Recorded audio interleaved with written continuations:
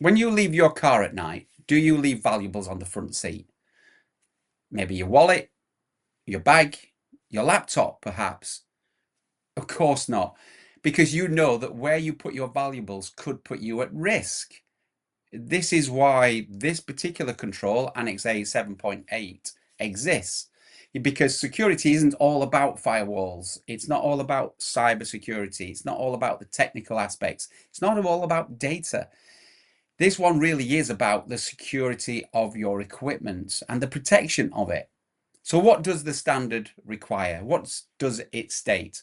Well, it states that equipment shall be sighted securely and protected. So two things, sighted securely and it needs to be protected. Because the whole point about this control is that it's where you put your equipment can be just as important as what you do with it.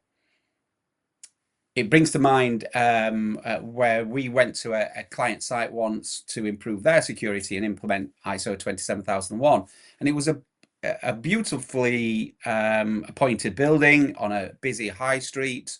It was glass fronted, had lots of fresh air and light coming in, streaming into the building and into the office space, which was lovely, a lovely environment for everyone.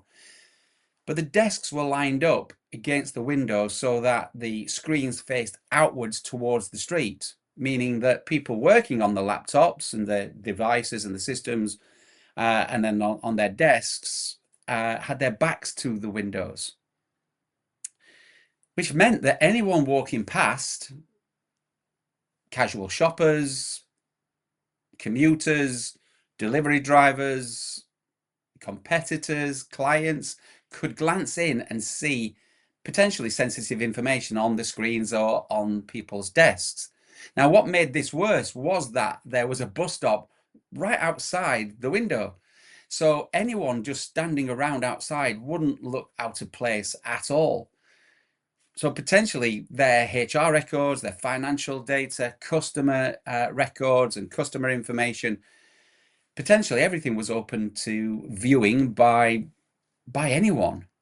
Now, we solved this by, again, just looking at this and thinking about the two things, remembering that equipment needs to be sighted securely and protected. It was certainly sighted securely in as much as it was inside a controlled building, but it wasn't really protected because of the risks from people being able to view information from outside. And it's not just about viewing the information, but of course, anyone walking past could see just how much equipment was in that building. It was, a thief's, treasure trove. So they could easily look in and say, look at this office here. They've got 15, 20 laptops here. That's there for me to take a look at any point. But potentially, when that office is being left on an evening, people can look in through the windows and see if there are laptops still being left on desks and such, and therefore break-ins were, you could say, were potentially inevitable. Now, we solved this with privacy screens and clever repositioning, and we actually put in place some very simple frosted glass protection on the windows. There was a moderate cost to this, of course, but it still afforded the people within the building and in the office space some lovely sunlight coming through. But it meant that anyone walking by couldn't actually just simply view into the office space. You would have had to use a ladder to get up to see into the into the office space, which clearly would have been highlighted by CCTV or just anyone walking by.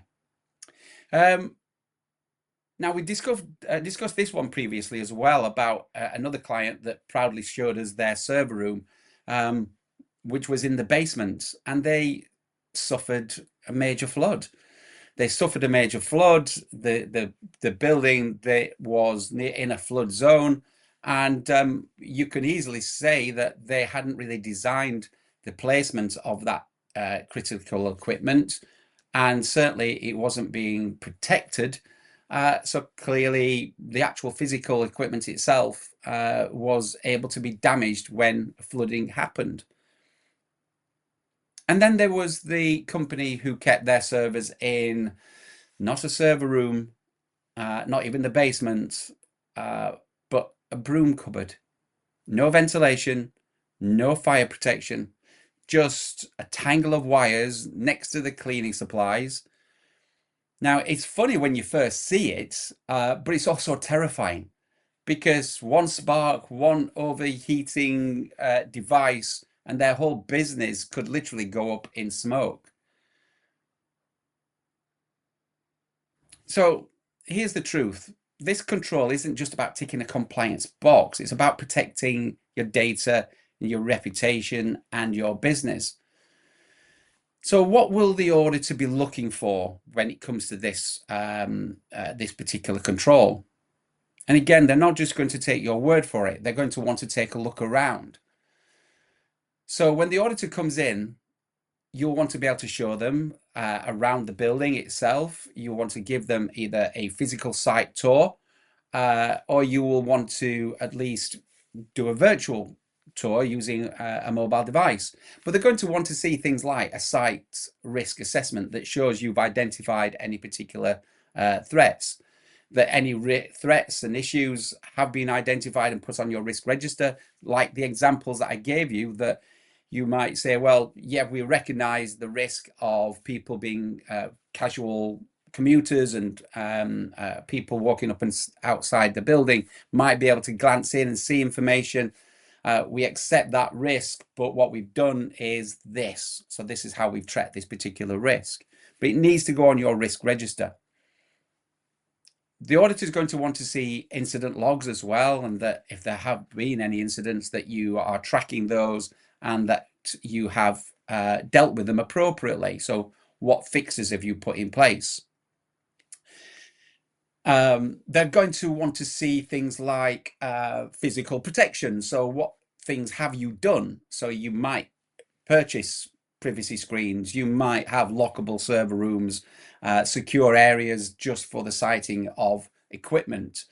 And remember this, when we're talking about equipment here, it's not just live equipment as well, it's equipment that might be in storage. So if you're of a certain size of a building, it might be that you have you know, 5, 6, 10 laptops just for when new people start or when people have left the building or the business, or you might have hard drives and such. So it's about making sure that those pieces of equipment are protected as well. So where are you siting those? Where are you sitting them? How are you making sure that they are secure and protected? And the auditor is going to want to see that there's awareness and training around this as well, because we talk about here equipment siting needs to be secure and protected. It's not just about equipment in the office. This is about remote working as well. So I started out by asking, would you leave your valuables in your car? If you have people on the road, then you need to make sure that they are trained and aware of some of the rules around how to protect information or protect their equipment whilst out on the road. So that might be ensuring that they are aware to lock any laptops in the back of the boot of the car out of sight once they're on the move, or when they're on the move. And of course, if they are on planes, trains, and in coffee shops, then again, it's about giving them training and awareness around what they should be doing. So, for instance, the advice and guidance we always give to people when they are working in coffee shops is not to use their laptop near a door. Don't sit at the nearest door to the entrance or the exit. Why? Well, unfortunately, because we have seen instances where thieves, opportunist thieves, have sat outside a coffee shop and waited for someone who's in there using their laptop to be distracted. Maybe they're on the phone, or maybe they are um, at the counter getting their next drink, and they've run in grabbed the nearest laptop to the entrance or the exit, and then run out, jumped on a moped, and they've sped away. It happens. We know it happens. We hear about it happening. Don't let it happen to you. So the training and awareness should include giving people advice about, if you're working in a coffee shop, go and sit in a corner with your back to the wall so that no one can overlook your screen. If you're on a call, make sure that you're not distracted. Close your laptop, or if you're using it whilst you're on your phone, then again make sure no one's within earshot. This training and awareness, it encompasses all of these kind of things. So what do you need to do around all of this? Well, as ever with these controls, you need to get up and walk around the building and conduct a site risk assessment. Walk through your building with someone else, with a fresh pair of eyes. Get an external consultant or auditor to come with you, and ask the question: where could we site this equipment? Where is it at risk? If we've got a storage of hard drives or mobile phones, should that be behind locked doors or in cupboards? How are we securing it and protecting it? Then you need to document any weaknesses, make sure you log them, put them on the risk register, and you should discuss them within your management review meetings. And of course, if you see anything that is a quick win, then fix it, act on it. Go and move that server out of the cupboard, install ventilation, add privacy screens, or just improve room security. Go and fix it. This is the whole point of ISO 27001, is that you improve security. It's not just about getting a certificate on your wall. And of course, what you need to do is educate people, as per previous conversation, awareness and training around what people should be doing. So there you are. This Annex A control, as ever, deceptively simple, and it should be something that you think about in terms of the physicality of security rather than the technicality of security. So there you are. Thank you ever so much for watching. I hope that has been helpful. Don't forget to give this a like. Love to hear your comments. Please do share this, because you never know who you might be helping with this particular video, to educate them that security isn't just about the technical side of things, it's also about the physical as well. As ever, I've been Gary Hibbard of Consultants Like Us, where we make compliance simple. It's all about compliance without complexity for us.